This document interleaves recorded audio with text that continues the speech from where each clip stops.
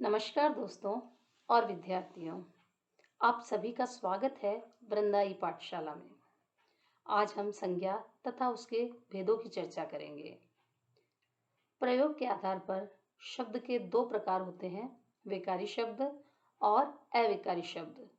विकारी शब्दों को पुनः चार भागों में बांटा गया है: संज्ञा, सर्वनाम, क्रिया तथा विशेषण। आज हम लोग संज्ञा के बारे में पढ़ेंगे। संज्ञा शब्द का शाब्दिक अर्थ है समधन ज्ञा, अर्थात सम्यक ज्ञान कराने वाला। संज्ञा का एक और पर्याय है नाम। इंग्लिश में इसे हम नाउन कहते हैं। संज्ञा की परिभाषा की यदि हम बात करें तो संज्ञा की परिभाषा कुछ इस प्रकार है कि किसी व्यक्ति, वस्तु, प्राणी, भाव एवं स्थान के नाम को संज्ञा कहते हैं। जैसे कुछ उदाहरण: व्यक्ति, कोई भी व्यक्ति हो, राम है, गोपाल, मोहन, माधव, केशव या किसी भी व्यक्ति का नाम। व्यक्ति चाहे आपका नाम हो या मेरा नाम हो, सभी का नाम जो है वह संज्ञा के अंतर्गत सम्मिलित होगा। इसी प्रकार किसी भी वस्तु का नाम, अपने चारों ओर आप कुछ भी वस्तु आपको नजर आए, जैसे कि छाता है, पुस्तक है, कलम है, मेज है, इसके अतिरिक्त भी और कोई भी वस्तु आपको दिखाई दे, समस्त वस्तुएं संज्ञा के अंतर्गत सम्मिलित की जाएंगी। प्राणी, चाहे कोई भी प्राणी हो, मनुष्य हो या पशु पक्षी हो, अथवा कोई आदमी है या औरत है, सभी इस संज्ञा के अंतर्गत सम्मिलित होंगे। इसी प्रकार हम भावों की बात करें तो विभिन्न प्रकार के भाव जो मानव मन में उत्पन्न होते हैं, जैसे कि प्रेम है, घृणा, झूठ है, धैर्य है, ये सभी भाव भी संज्ञा के अंतर्गत सम्मिलित किए गए हैं। इसके अलावा स्थान, कोई भी स्थान हो, जैसे कि जयपुर है, दिल्ली है, आगरा है, कोई भी गांव है, कोई भी शहर है, वे समस्त स्थान संज्ञा के अंतर्गत सम्मिलित किए जाते हैं। अब जब हम संज्ञा के भेदों की बात करते हैं तो संज्ञा को तीन भागों में बांटा गया है। पहला व्यक्तिवाचक संज्ञा, दूसरा जातिवाचक संज्ञा और तीसरा है भाववाचक संज्ञा। अब संज्ञा के इन तीनों प्रकारों को हम विस्तार पूर्वक पढ़ेंगे ताकि हम इनके बारे में अच्छी तरह से जान सकें। तो प्रस्तुत है आपके सामने सबसे पहले व्यक्तिवाचक संज्ञा। व्यक्तिवाचक संज्ञा, जिसे हम इंग्लिश में प्रॉपर नाउन कहते हैं, इसकी परिभाषा कि वे शब्द जो हमें किसी विशेष व्यक्ति, विशेष स्थान अथवा विशेष वस्तु का बोध कराते हैं, उन्हें हम व्यक्तिवाचक संज्ञा कहते हैं। जैसे राम, राम एक धर्म पुरुष थे। यहाँ पर राम भगवान राम के लिए प्रयुक्त हुआ है क्योंकि भगवान राम एक विशेष व्यक्ति है। यदि इसके स्थान पर किसी भी साधारण व्यक्ति, यदि उसका नाम राम है, तो वह भी व्यक्तिवाचक संज्ञा के अंतर्गत आता, क्योंकि वह व्यक्ति विशेष का नाम है। जैसे कि सीता, सीता एक पतिव्रता स्त्री थी, तो यहाँ सीता से तात्पर्य सीता माता से है, तो ये एक व्यक्ति विशेष है। यदि इसके स्थान पर कोई भी सामान्य स्त्री सीता नाम की होती तो वह भी व्यक्तिवाचक संज्ञा का हिस्सा ही होती, क्योंकि वह भी व्यक्ति विशेष का नाम है। इसके अतिरिक्त जैसे कि जयपुर, जो कि हमारी राजधानी है, क्योंकि वह स्थान विशेष का नाम है, जैसे जयपुर गुलाबी शहर कहलाता है, तो जयपुर शब्द स्थान विशेष का द्योतक होने के कारण व्यक्तिवाचक संज्ञा के अंतर्गत सम्मिलित किया गया है। इसी प्रकार से उषा पंखा, तो उषा पंखा है जो एक विशेष कंपनी का द्योतक है कि इस उषा कंपनी का पंखा, अर्थात ये भी व्यक्तिवाचक संज्ञा के अंतर्गत ही सम्मिलित किया गया है। अब हम संज्ञा के दूसरे प्रकार जातिवाचक संज्ञा की बात करते हैं। इसे हम इंग्लिश में कॉमन नाउन कहते हैं। इसकी परिभाषा, जैसे कि इसके नाम से ही पता चल रहा है कि जातिवाचक अर्थात जाति का बोध कराने वाली संज्ञा। तो जो शब्द हमें किसी भी पदार्थ, प्राणी, समूह की जाति का बोध कराए, उसे हम जातिवाचक संज्ञा कहते हैं। जातिवाचक संज्ञा के कुछ उदाहरण देखिए, जैसे कि लड़का। अब लड़का है किंतु लड़के का नाम नहीं दिया गया है, तो लड़का गाना गा रहा है, ये लड़का कोई भी हो सकता है, तो ये लड़कों की जाति का बोध करा रहा है। जैसे कि लड़का भाग रहा है, तो यहाँ यह जातिवाचक संज्ञा का द्योतक है। जैसे कि कार है, कार में यात्रा आरामदायक रहती है, किंतु ये जो कार है, ये विशेष कार की बात नहीं की गई। ये तो कारें तो कई प्रकार की होती है, कई कंपनियों की होती है और कई मॉडल्स की होती है। अतः ये कार जातिवाचक संज्ञा का द्योतक है। इसके अतिरिक्त फल हैं, तो फल जो है वो संपूर्ण फल समुदाय का बोध करा रहे हैं, क्योंकि फल तो कई प्रकार के होते हैं। तो ये फलों की जाति का बोध करा रहा है कि हम रोज दोपहर में फल खाते हैं। अब फल कौन सा फल खाते हैं, फल विशेष का नाम ना होकर केवल फल खाते हैं, अर्थात ये फलों की जाति का बोध करा रहा है, इसीलिए ये जातिवाचक संज्ञा का हिस्सा माना जाएगा। इसके अतिरिक्त अंग्रेजी के अंदर हम लोग 5 प्रकार की संज्ञाएं, या कई लोग हिंदी में भी कहते हैं कि संज्ञाएं 5 प्रकार की होती है, किंतु हम लोग अंग्रेजी की नकल नहीं कर रहे। हिंदी के अंतर्गत जातिवाचक संज्ञा के अंतर्गत ही समूहवाचक संज्ञा और द्रव्यवाचक संज्ञा को सम्मिलित किया गया है। समूहवाचक यदि हम बात करें तो इसके नाम से ही स्पष्ट हो रहा है कि यह समूह का बोध कराने वाली संज्ञा है, अर्थात जिस शब्द से किसी भी समूह या किसी भी समुदाय का बोध हो, वह समूहवाचक संज्ञा कहलाती है। इसके उदाहरण जैसे कि दल है, झुंड है, परिवार जैसे कि जनता है या भीड़ है आदि। इसी प्रकार जब हम द्रव्यवाचक संज्ञा की बात करें तो द्रव्य शब्द का अर्थ है पदार्थ, अर्थात किसी भी पदार्थ या द्रव्य का बोध कराने वाले जो शब्द हैं वह द्रव्यवाचक संज्ञा कहलाते हैं। इसमें वे सभी वस्तुएं आती हैं जो बनती है अथवा जिनका माप तोल किया जा सकता है, जैसे कि दूध है, दही, घी, लोहा, सोना, चांदी, ऊन, लकड़ी आदि। तो इस प्रकार हमने जातिवाचक संज्ञा के अंतर्गत ही समूहवाचक और द्रव्यवाचक संज्ञा को सम्मिलित किया गया है। अब समूहवाचक संज्ञा के लिए कुछ निश्चित प्रयोग किए गए हैं, जिनका प्रयोग समूहवाचक संज्ञा के अंतर्गत निश्चित है, इन्हें बदला नहीं जा सकता। जैसे भेड़ों का जो समूह है उसे हम झुंड कहेंगे, उसी प्रकार चोरों का जो समूह है वह गिरोह कहलाता है। चोरों के समूह के लिए सर्वदा गिरोह शब्द का प्रयोग ही किया जाता है। उसी प्रकार कागजों का जो समूह होता है हम उसे दस्ते के रूप में पुकारते हैं। मजदूर है, मजदूरों के समूह के लिए हम संघ शब्द का प्रयोग करते हैं, मजदूरों का संघ। उसी प्रकार यदि गायक है, बहुत सारे गायक इकट्ठे हैं, तो उन्हें हम गायकों की मंडली के रूप में जानते हैं। जैसे तारे हैं, तारों के समूह को तारों का पुंज ही कहा जाएगा। उसी प्रकार पर्वत है, बहुत सारे पर्वत है तो हम उन्हें पर्वतों की श्रृंखला के रूप में जानते हैं। हथियार है, हथियारों के समूह को हथियारों का जखीरा कहते हैं। इसी प्रकार अंगूर है, तो अंगूर बहुत सारे इकट्ठे होते हैं तो उन्हें हम अंगूरों का गुच्छा कहते हैं। इसी प्रकार नक्षत्र जब इकट्ठे होते हैं तो उन्हें हम नक्षत्रों का मंडल कहते हैं। तो समूहवाचक क्रियाओं के लिए हमेशा ये प्रयोग निश्चित है, इससे इन्हें किसी भी स्थिति में बदला नहीं जा सकता। अब हम जब जातिवाचक और व्यक्तिवाचक संज्ञा की बात करते हैं तो इन दोनों संज्ञाओं में अंतर बहुत ही अच्छी तरह हमें समझ में आ जाना चाहिए। तो मैं आपको जातिवाचक संज्ञा और व्यक्तिवाचक संज्ञाओं को उदाहरणों के साथ समझा रही हूँ। देखिए, सबसे पहला उदाहरण है फल।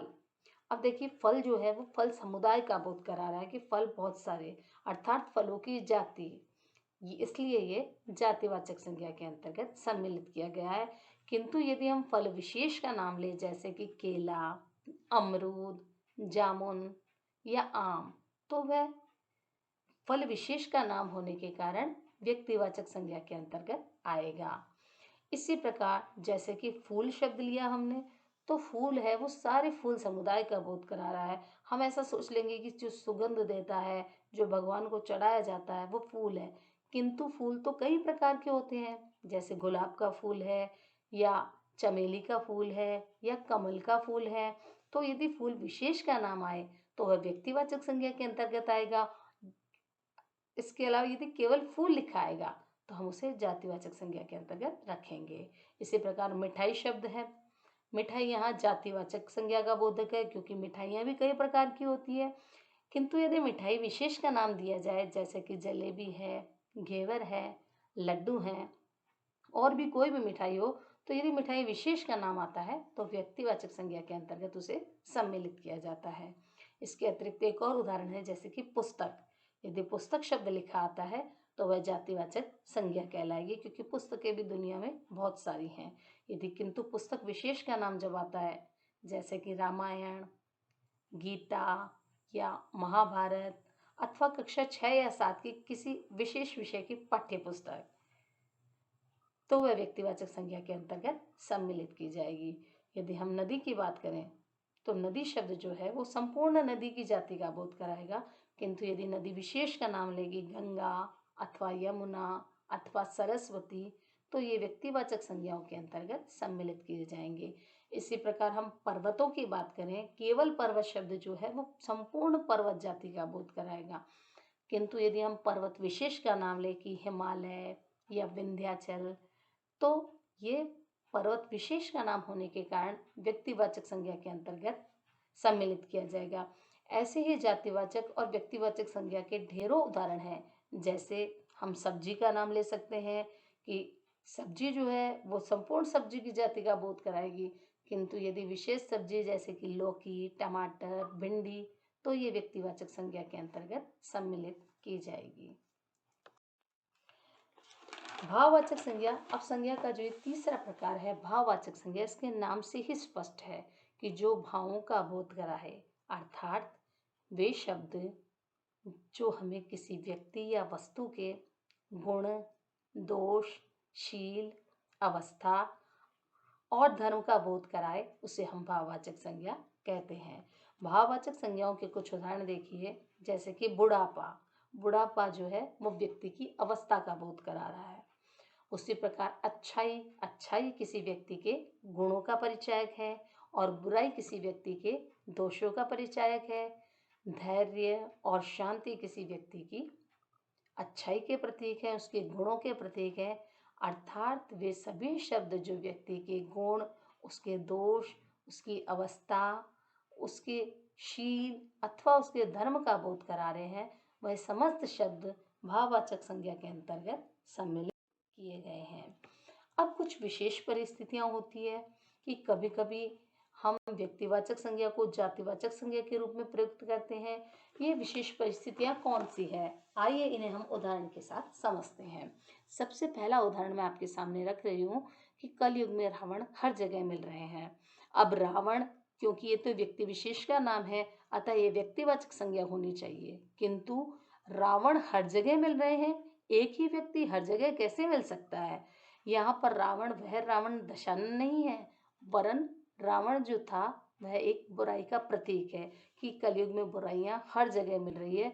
तो यहाँ पर रावण बुराइयों का प्रतीक होने के कारण व्यक्तिवाचक संज्ञा न माना जाकर जातिवाचक संज्ञा के रूप में इसका प्रयोग किया हुआ है।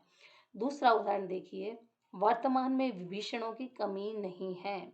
यहाँ पर विभीषण से तात्पर्य रावण का अनुज विभीषण व्यक्ति विशेष नहीं है, बल्कि विभीषणों की कमी नहीं है। विभीषणों से तात्पर्य विश्वासघातियों से है कि आज के युग में पग पग पर विश्वासघाती हमें मिलते हैं।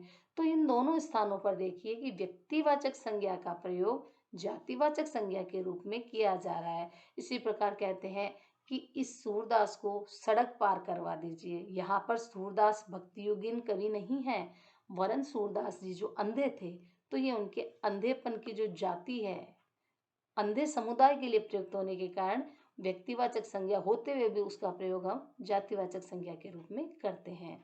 इसी प्रकार हम जातिवाचक संज्ञा का प्रयोग भी कभी कभी व्यक्तिवाचक संज्ञा के रूप में करते हैं। आइए इन्हें भी हम कुछ उदाहरणों से समझते हैं। जैसे पहला उदाहरण आप देखिए, पंडित जी देश के प्रथम प्रधानमंत्री थे। अब पंडित जी शब्द जो है वह संपूर्ण पंडितों की जाति का बोध करा रही है, अतः हम इसे जातिवाचक संज्ञा मानते हैं। किंतु जब हम पूरे वाक्य को ध्यान से पढ़ते हैं तो यहाँ पर पंडित जी देश के प्रथम प्रधानमंत्री थे। तो देश के प्रथम प्रधानमंत्री कौन थे, कौन से पंडित जी थे? पंडित जवाहरलाल नेहरू। तो पंडित जवाहरलाल नेहरू क्योंकि व्यक्ति विशेष है, अतः ये व्यक्तिवाचक संज्ञा के रूप में इस वाक्य में प्रयुक्त किए गए हैं। इसी प्रकार एक अन्य उदाहरण देखिए, नेताजी ने आजाद हिंद फौज का गठन किया। अब नेताजी शब्द जो है वह संपूर्ण नेता समुदाय का बोध करा रहा है, किंतु इस वाक्य को आप ध्यान से देखिए। नेताजी ने आजाद हिंद फौज का गठन किया, तो आजाद हिंद फौज का गठन करने वाले नेताजी कौन थे? आप सभी अच्छी तरह जानते हैं, वे थे सुभाष चंद्र बोस। और जब हम सुभाष चंद्र बोस अर्थात व्यक्ति विशेष का नाम ले रहे हैं, तो ये जातिवाचक संज्ञा का व्यक्तिवाचक संज्ञा के रूप में प्रयोग का एक उदाहरण हो गया। अर्थात ये कुछ विशेष परिस्थितियां हैं जब जातिवाचक संज्ञा को व्यक्तिवाचक संज्ञा के रूप में प्रयुक्त करते हैं। अब हम भाववाचक संज्ञा के बारे में देखते हैं कि भाववाचक संज्ञा जो है वह भाववाचक संज्ञा इसे हम देख नहीं सकते, इसे हम केवल महसूस कर सकते हैं, क्योंकि भाव है तो भावों को केवल महसूस किया जा सकता है। अब जातिवाचक संज्ञा से हम भाववाचक संज्ञाएं किस प्रकार बनाएं, इसके कुछ उदाहरण आपके सामने में रख रही हूँ। परीक्षाओं में कई बार पूछा जाता है कि भाववाचक संज्ञाएं बनाइए। जैसे देखिए, पशु शब्द, पशु से भाववाचक संज्ञा बनेगा पशुत्व। इसी प्रकार मनुष्य शब्द से बनेगा मनुष्यत्व। इसी प्रकार हम पुरुष शब्द जब होगा, उस पुरुष शब्द से भाववाचक संज्ञा बनाने के लिए पुरुषत्व शब्द का प्रयोग करते हैं। इसी प्रकार नेता शब्द के लिए हम नेतृत्व भाववाचक संज्ञा उससे बना सकते हैं। उसी प्रकार चोर शब्द से चोरी बनाया जा सकता है। इसी प्रकार दास शब्द से दासत्व बनाया जा सकता है, दासता भी बनाया जा सकता है। इसी प्रकार भक्त शब्द से भाववाचक संज्ञा बनेगी भक्ति। उसी प्रकार प्रभु शब्द से प्रभुता भाववाचक संज्ञा बनेगी। इस प्रकार जातिवाचक संज्ञाओं से हम भाववाचक संज्ञाएं बना सकते हैं। इसके कुछ उदाहरण आपने देखे। अब हम सर्वनाम शब्दों से भाववाचक संज्ञाएं किस प्रकार बना सकते हैं, इसके कुछ उदाहरण मैं आपको बता रही हूँ। देखिए, जैसे अपना शब्द है, अपना से हम अपनापन भी बना सकते हैं और अपनत्व शब्द भी हम बना सकते हैं। जैसे अहम, अहम से बनेगा अहंकार। इसी प्रकार पराया शब्द से बनेगा परायापन। इसी प्रकार आप शब्द है, आप सर्वनाम शब्द से भाववाचक संज्ञा बनेगी आपा। इसी प्रकार निज शब्द से बनेगा निजता। स्व शब्द से बनेगा स्वत्व। इसी प्रकार मम शब्द से बनेगा ममत्व और सर्व शब्द से बनेगा सर्वस्व। इसी प्रकार हम विशेषणों से भी भाववाचक संज्ञाएं बना सकते हैं। विशेषणों से भाववाचक संज्ञा बनाने के कुछ उदाहरण आपके सामने इस प्रकार है। जैसे कि मीठा शब्द है, मीठा शब्द से बनेगी भाववाचक संज्ञा मिठास। इसी प्रकार मधुर शब्द से बनेगी मधुरता। इसी प्रकार एक अन्य उदाहरण देखिए, वाचाल शब्द से बनेगी भाववाचक संज्ञा वाचालता। इसी प्रकार कायर शब्द से कायरता। चौड़ा शब्द से बनेगी चौड़ाई। नीच शब्द से नीचता। सफल शब्द से भाववाचक संज्ञा बनेगी सफलता और लघु शब्द से बनेगा लाघव। इसी प्रकार हम क्रिया से भी भाववाचक संज्ञाएं बना सकते हैं। देखिए किस प्रकार बना सकते हैं। जैसे कि दौड़ना शब्द क्रिया है और दौड़ना से भाववाचक संज्ञा बनेगी दौड़। इसी प्रकार रोना शब्द है, रोना भी क्रिया है और रोना से बनेगा रोलाई। इसी प्रकार नाचना, नाचने से भाववाचक संज्ञा बनेगी नाच। इसी प्रकार हंसना शब्द है, हंसना से बनेगी भाववाचक संज्ञा हंसी। पिटना, पिटना से क्या बनेगा पिटाई। इसी प्रकार सींचना शब्द से क्या बन सकता है सिंचाई। इसी प्रकार घटना शब्द से बनेगा घटाव और घेरना शब्द से घेरा भाववाचक संज्ञा बनाई जा सकती है। इसी प्रकार हम अवयव शब्दों से भी भाववाचक संज्ञाएं बना सकते हैं। देखिए, जैसे कि दूर शब्द है, दूर से बनेगा दूरी। इसी प्रकार हाहा शब्द है, हाहा से बनेगा हाहाकार। इसी प्रकार शाबाश शब्द से बनेगी भाववाचक संज्ञा शाबाशी। मना शब्द से मनाही।